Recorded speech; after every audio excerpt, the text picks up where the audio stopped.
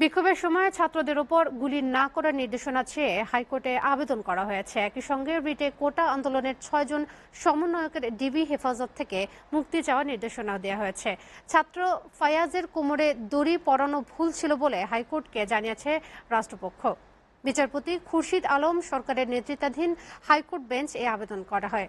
হাইকোর্টের একটি বেঞ্চ না শুনলেও আরেকটি বেঞ্চ এই আবেদন শুনবেন। সুপ্রিম কোর্টের আইনজীবী মঞ্জুর আল মতিন প্রতিম ও আইনুন নাহার সিদ্দিক লিপি এ রিট দায়ের করেছেন। রিটে মন্ত্রিপরিষদ সচিব, স্বরাষ্ট্র সচিব, পুলিশের মহাপরিদর্শক, সেনাবাহিনী প্রধান সহ সংশ্লিষ্টদের বিবাদী করা হয়েছে।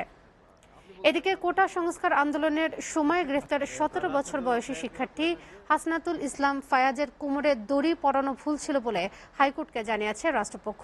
বিচারপতি মোহাম্মদ খুরশিদ আলম সরকার ও বিচারপতি মোহাম্মদ মনিরুজ্জামানের সমন্বয়ে গঠিত হাইকোর্ট বেঞ্চে রাষ্ট্রপক্ষ অতিরিক্ত অ্যাটর্নি জেনারেল শেখ মোহাম্মদ মোর্শেদ কথা বলেন। এ বিষয়ে শুনানি দুপুর ১:৩০টায় শুরু হয়েছে। এদিকে শিশু ফায়াজের রিমান্ড বাতিল করা হয়েছে, পাঠানো হয়েছে শিশু উন্নয়ন কেন্দ্রে।